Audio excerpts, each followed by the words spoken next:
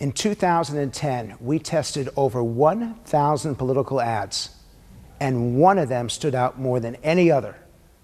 Our voters thought that this ad was the most effective and that this gentleman running for office was the one that they wanted to see enter the United States Senate.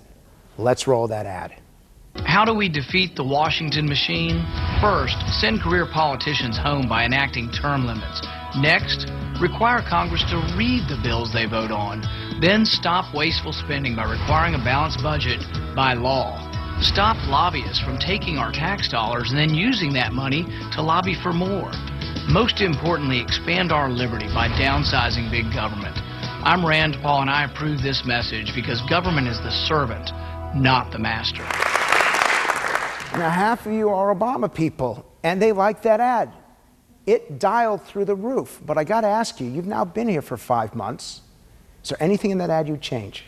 Everyone go to 50, please? No, and the interesting thing is that they said, will you be co-opted by Washington?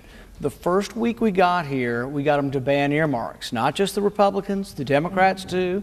The president in his State of the Union said, no more earmarks. It's a small amount of money, but the symbolism of the waste in earmarks was great. First off, who's got a favorable reaction to what he said?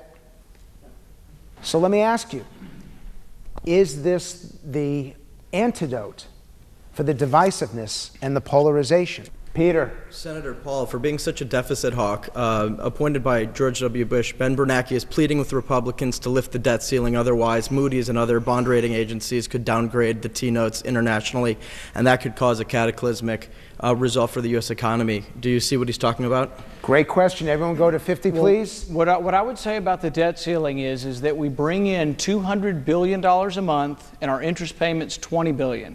We have plenty of revenue to pay. The president should tomorrow say, we will not default, I will work with the Republicans, and we'll figure this out.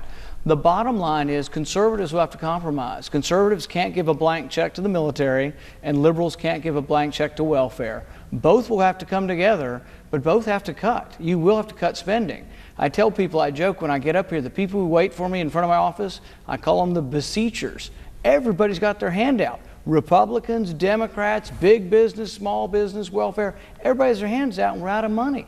So, but Republicans will have to give up their precious spending. Democrats will have to give up those. When they come together, when they recognize the enormity of the problem, then we'll fix it. How many of you agree with him? He is dial testing better than almost anything that I have seen in the last 3.5 years that I've been doing this. What is so positive about this? Speaks the truth. Go ahead. He's a citizen politician. He's a real person, and he understands what we're dealing with as American citizens. He wants to help us. He appears that way. You touched on something about spending with the military. Nobody has said anything about the 2 wars that we are fighting right now.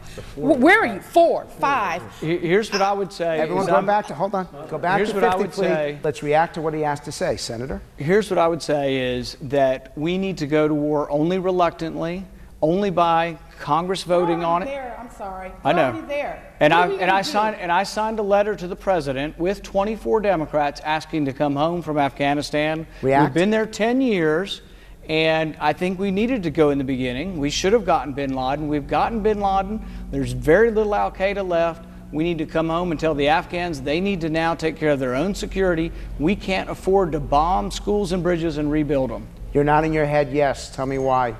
The Afghans, if they want freedom and liberty, they need to fight for them themselves. Peter. We've been there too long. Yes. Peter. No, we should continue our drone strikes, but I think our men need to take our boots off the ground and get home. Max. Well, let's get back to this debt issue that we're talking about. The comparison that you make is between welfare and the military. And to make any illusion that they're in anywhere similar to the same spending ratio with non-discretionary defense spending or, I mean, just all defense spending is completely preposterous. Absolutely. It's like saying whether or not I should go out to the store and buy a pack of gum or I should go buy a house. Like there's no comparison. Your argument is that military is much greater than welfare? Yeah. Okay. Everyone at 50? Military it's maybe $700 billion. If you count welfare and you count all of the entitlements, social programs, they're somewhat the same, $500–600 billion. So it's a lot of money. But the thing is that here's what happens. I'm telling you the honest to God's truth. If you do nothing, entitlements and interest consume the whole budget within a decade. No money for national defense, no money for roads, nothing. Why? I didn't do it. People are living longer. We have less workers and more retirees. Medicare is broken, Social Security is broken.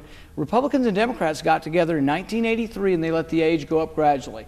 Didn't become an issue in the campaign. Nobody yelled at each other. They just let the age go up. We're living to 80. It's going to have to go up. Everybody here knows it. We can't keep it at 67. It's going to go to 70, Senator, whether we like it or not. We're out of time, but watch this. How many of you overall had a favorable reaction to what he said? These people are never that unified. Congratulations. All right. Thank you.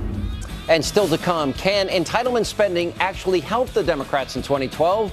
Or one of the Democrats' top leaders faces off with the American people? That is next. And welcome back to the special edition of Hannity. Now, going into the 2012 elections, spending and entitlements could be make or break issues. And Frank Luntz is standing by in D.C. with one last guest who thinks that those issues could actually be good for the Democrats. Frank. The Democrats were quite excited several weeks ago when they won a congressional district in traditionally Republican upstate New York. And they think they won it because of the budget and specifically Medicare. To get a Democratic perspective, we've gone to the ranking member of the Budget Committee, Maryland Congressman Chris Van Hollen. I'd like to ask you, you're facing the American people here, and I want you to grab your dials. What's the Democratic approach? Well, let me tell you, and I'm told I could stand up. I think all of us in this room, Frank, can agree that the federal government needs to live within its means, just like every American family. I think the question is not whether we reduce the federal deficit, but how we do it. And we think there's a right way to do it, and we think there's a wrong way to do it. We think it would be wrong to take any steps now that would shock a very fragile economy and put people out of work. We also think it's wrong to take a lopsided approach that protects special interest tax breaks for big corporations, like oil subsidies, at the same time that we're slashing Medicare or education. We think that's wrong. We think it's wrong to end the Medicare guarantee and force seniors into the private insurance market where they will face much higher costs or much lower benefits from insurance companies that will ration care. And we definitely think it's wrong for members of Congress to provide themselves with a much better health care deal than we provide to seniors. We think there's a better way. Positive reaction, raise your hands. Negative reaction, raise your hands. Are the people who voted for Barack Obama who had a negative reaction to that? I'm just curious. Tell me why. Well, one of the things I'd like to know about is the Medicare, when the personal responsibilities can be brought into the picture, such as tobacco use, alcohol, lack of exercise, dietary. I mean, that's what really, in my opinion, one of the things that has never been addressed, you really don't hear much talk about, and that's a great way to save a lot of money. Well, actually, everyone go back to 50. You're up. Well, it's a very good point because preventative health care is got to be a very important part of saving money in the long term and getting better health outcomes, right? So diet and exercise. And in fact, in the health reform bill, I know lots of elements were controversial, but in fact, one of the things that we said in that bill was that in setting insurance rates, you could take into account some of those things. So I think that that's got to be part of the overall equation. Now, I got to ask you a question. You started your presentation by saying what you were against. Isn't that what's wrong with Washington?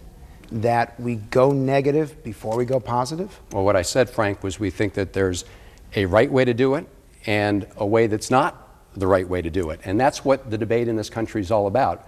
We need to have strong debates. At the end of the day, what we need to do is make sure that we reach the necessary compromises to move the country forward. Frankly, that's what we're trying to do in the group that's put together by the Vice President that I participate on, trying to bring those different ideas together so that we can fashion a compromise. Comments? Congressman, aren't you pitting the government against private insurance companies? I mean, isn't that an unfair competition model? Everyone at 50? Just the reason we created Medicare to begin with back in 1965 was because the private insurance market was failing at providing seniors with affordable health care. It just wasn't a good market for them. That's why we created it to begin with. So why do we want to go back to a system where we end that option for seniors? We say you can't even have the option of staying in the traditional Medicare program. You've got to go into the private insurance market. And the independent analysis by the Congressional Budget Office shows that will actually increase costs or reduce benefits. And again, those are not my numbers. I think one thing we all should agree on is that we should operate off a common set of facts. We're going to disagree on the arguments that we have, but in terms of facts, I do think that's important. And I want comments. James, what's your reaction? Talk about auditing private insurance company or private companies. How about auditing the Fed? There's a lot of money out there from the first bailout that's still unaccounted for. Kathy. That's missing in action. What I worry about is, I didn't vote for Obama, but I was hoping that he would be president of the United States, not of the Democrats. And what I'm seeing is when the Democrats put up something, the Republicans tear it down, and when the Republicans put up something, it's like constant fighting. Everybody's afraid to put up something. You guys need to get together and get our United States, do it for the country, not for your political career. Do you agree? Charlie. You said that private insurance was failing our seniors to provide health care. Isn't Medicare failing right now? We know that there's over $50 trillion in unfunded liabilities to Medicare right now. Joshua. Thanks very much, Frank. Look, Congressman, last year I paid several $1,000s more taxes than General Electric, despite the fact that I got a tax cut under President Obama last year. What do you think we could be doing, if we brought in corporate taxes at the rate that we did, say, under President Eisenhower? Right. Everyone at 50? Go ahead. Well, you raised a lot of different issues. Let me just try and address some of them, starting with the corporate taxes.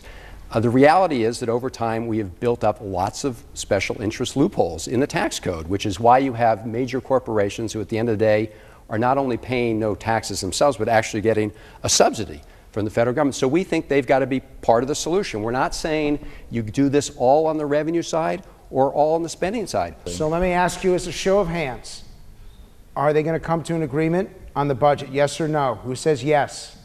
No one's going to like it. Who says no? They're not confident. Will they come to an agreement? Will they come to an agreement on Medicare? Who says yes? No, I see. Who says no? You got a long way to go, but you know what's important? Voters get a chance to tell the politicians what they think, so at least your voices have been heard. Congressman Ben Holland, thank you very much for doing this. Thank you all very much. And I want to thank you all for watching. This debate is going to continue for the coming weeks and months. You have a responsibility to follow what goes on, to pay attention, and to have your voice heard, and that's the purpose of this. And as always, thank you for being with us, and a big thank you to Frank and all of the voters and politicians who were brave enough to lay it all out in front of you, the American people. Thanks for being with us, and I hope you have a great night.